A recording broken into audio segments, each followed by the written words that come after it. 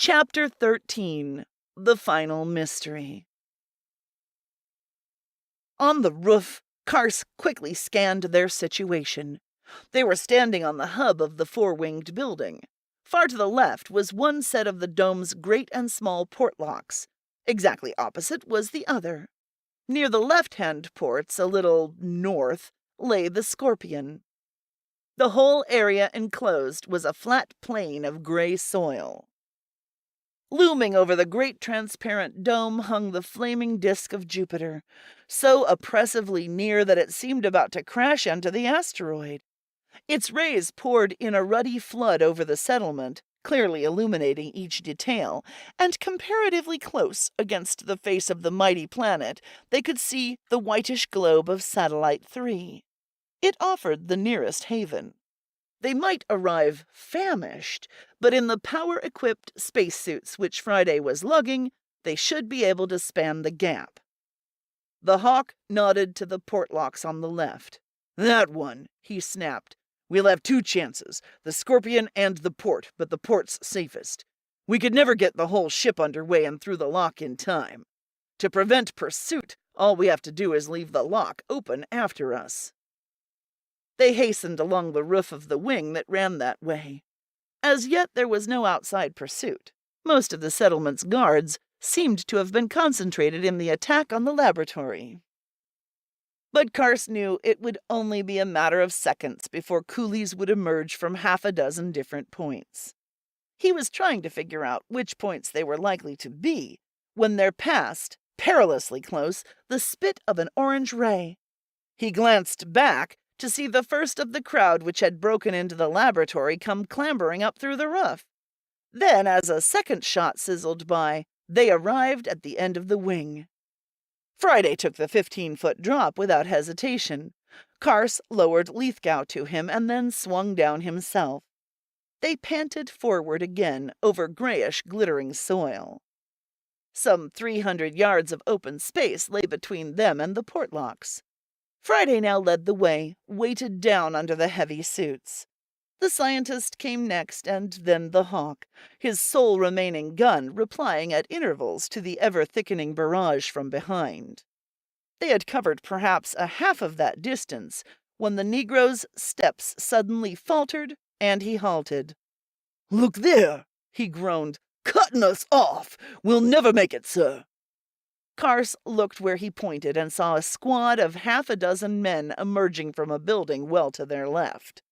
They were running at full speed for the lock, and, as Friday had said, it was obvious that they would get there first. He glanced quickly around. Pursuit from the laboratory in the rear was hot, and moreover 3 coolies were angling sharply out on each side to outflank them. In a minute they would be surrounded, unable to reach either the port or the building. And then came the crowning piece of ill luck. Suddenly the Hawk winced, staggered, clapped a hand to his shoulder.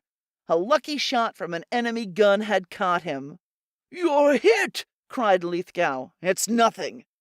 The slender adventurer stood very still, thinking. He was trapped. But he was never more dangerous than when he was trapped. Lithgow timidly ventured a suggestion. "Why can't we put on our spacesuits and rise up in the dome?" Crisply the answer came back. "Hard to maneuver laterally. Never get out the ports. Sure death. I have it!" he ended. Tersely, he gave the 2 men orders. "We've a bare chance, if I'm lucky. Now listen and obey me exactly. Put on your spacesuits, shut them tight, lie flat. You, Friday, use your ray guns and keep the guards from coming close. Wait here. Do absolutely nothing save keep them off. And keep your suits intact or you're dead." He grabbed one of the suits from Friday and crept toward the Scorpion on hands and knees. The 3 coolies from the pursuit at the rear had already cut him off from the ship.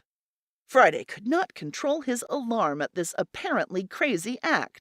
He called after, "But you can't get to the ship through those guards, and if you did you couldn't run it yourself and pick us up." Carse turned, his face white with cold passion. "When will you learn to obey me implicitly?" he said harshly and crept on. Old Lithgow trusted his friend a little more. "Get your suit on, Friday," he said gently, and slipped into his own. The Negro, ashamed, followed his example. Then both were flat on the ground, back to back, sniping, Lithgow also, as best they could under such conditions, at the groups of men who now were bellying ever nearer from 3 directions. The Hawk's plan might well have appeared harebrained to one who did not know the man, and what he was capable of accomplishing under pressure. The very first step in this plan required the destroying of the 3 outflanking guards between him and the spaceship. As so often in the great adventurer's career, he was lucky. The unthinking have always admitted his luck, but never seen that he forced it. Forced it by doing the unexpected, attacking when he was attacked. He was doing that now. The 3 coolie guards in his way must have known who he was, so their alarm at finding themselves, the attackers, attacked, will account for their making a move of poor strategy.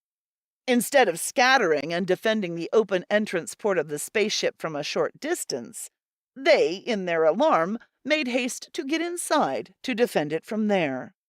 The interior was the best place to defend the ship, if they had already been inside, for they could lie in the inner darkness and sweep the open port when the Hawk entered. But to try to pass through the port, that was bad judgment. It was only necessary for Carse to hold bead on it and fire when they passed in line. This was the present luck of the adventurer. He might have sniped the guards anyway, but he had it easier. From 50 yards away, prone and carefully sighting, he took the 3 lives that had been so viciously, so subversively altered by KU SUI. A moment later, the way cleared. He was inside the ship, and his spacesuit lay on the ground outside. Rapidly, the 3 groups of guards closed in on Lithgow and Friday. The 2 men made their advance as uncomfortable as possible, but they could do no accurate shooting at such difficult targets as crawling men from within the cramped interiors of their cumbrous suits. Not even Friday, who was a crack shot. They could not hold out long, nor did they expect to. They had been too occupied to notice what had become of Carse. Within their suits, all was silence. They heard neither their friend's shots as he struck down the 3 coolies, nor their own. Quick glances at the ship's open port revealed no one, nothing. Probably, they thought, the Hawk was dead. Even if he were not, they would soon be.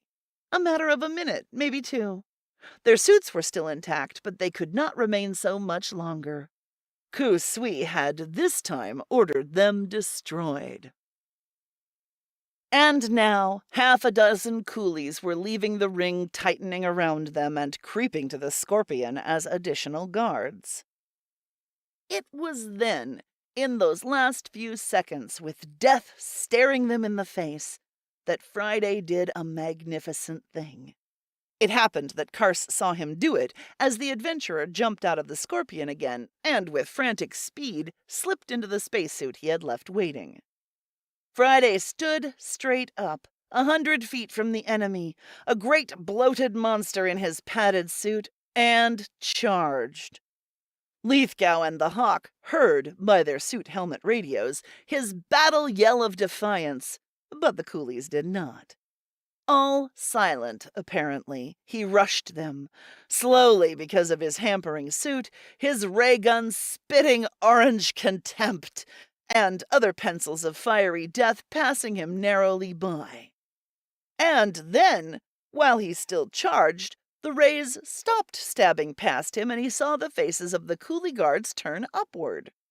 So surprised was the expression on their faces that he turned and looked too, and saw the Scorpion, her entrance ports still open, 40 feet off the ground and rising with swift acceleration. Faster and faster she rose. All ray guns were silenced before her astounding ascent. Higher and higher, Faster and faster, till with a stunning, ear-deafening crash she struck the great dome and was through. Then came chaos. A huge, jagged gash marked the ship's passage, and through this, the air inside the dome poured with cyclonic force, snatching into a maelstrom everything unfastened within the dome and hurling it crazily into space. For seconds the flood rushed out, a visible thing, gray from the soil which it scooped up, and while its fury lasted, every building on the asteroid quivered and groaned from the terrific strain. And where, a moment before, men had stood, 2 white men and a black, and a score of coolie guards, there was now nothing save the flat rock under the gaping hole. The upper soil had been ripped out and flung forth like a concealing veil around the bodies that had gone with it. For an interval, HAWK CARSE knew nothing. He had ceased to live, it seemed, and was soaring through eternity.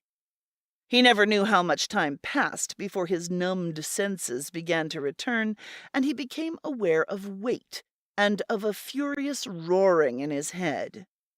He was moving forward at blinding speed. Something kept flashing before him, a wide stream of ruddy orange light. His dazed brain could connect it with nothing he had ever known.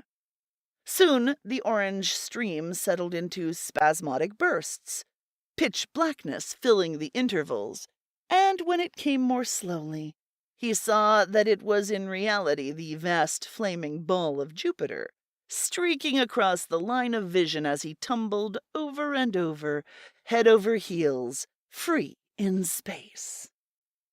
The realization helped his return to alertness. As the wild tumbling motion gradually ceased, and Jupiter tended to stay more and more under his feet, he peered around through his faceplate. To one side he glimpsed 2 grotesque, bulky figures, one half of them limned glaringly against the blackness of space by the nearby planet's light. He saw other figures, too, spread out in a scattered fringe, figures of men in smocks, dead and bloated and white. They were the coolies, these last, and the other 2 were, of course, Lithgow and Friday. But had they survived the outrush of air? Carse felt in his left glove for the suit's gravity control lever, found it, and tentatively moved it. His acceleration slowly increased. He brought the lever partway back. Then, into the microphone encased inside the helmet, he called, "Lithgow! Lithgow, can you hear me? Friday!" The radio broadcast his words. Soon, welcome answers came in Elliot Lithgow's tired voice and the Negro's emphatic bass. "Maneuver together," Carse instructed them. "We must lock arms and stay close." Slowly, clumsily, the 3 monstrous figures made toward each other, and presently they were reunited in a close group. Carse pointed an arm into the face of Jupiter, where there hung poised a gleaming globe of white, dappled with dark splotches. "Satellite 3, he said, "our goal, and we'll get there without interruption now that KU SUI, his laboratory, his coordinated brains are destroyed." "You are very quiet, Elliot. Aren't you happy at our success?" "I am very tired," the old scientist said. "Oh, but we'll sleep and feast and game when we get back to my hidden lab on 3, won't we?" "Chicken for me," exclaimed Friday, "even at $20 a can." "Your shoulder, Carse, how is it?" asked the master scientist solicitously. "And how did you ever get out of that spaceship in time after you had given it such an acceleration?" There was a tired smile in the adventurer's voice when he replied, "My shoulder, a trifle. I have a dozen such burns. But my feet still hurt from the 20-foot drop I took out of the Scorpion. I had to get out. The shock of the crash would have killed me. But I've been looking for the asteroid. he went on and interrupted himself. "By the horns of the Fentai!" he exclaimed in amazement. "Look, Elliot, that explains it all!" His whole body was tilted back to allow him to look upward. Friday and the master scientist followed his startled gaze, and they too gaped in wonder. For there was nothing above or around them. No dwindling fragment of rock, no sign of any asteroid, only the eternal stars. "Yes," said Elliot Lithgow slowly.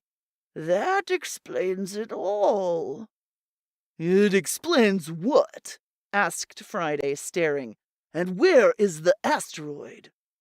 "It's up there," the Hawk replied. "Don't you see now, Eclipse, why no one's ever found it? Why we could hunt forever for it and hunt in vain? KU SUI made his whole asteroid invisible!" The fuck? That's the last line? Whatever.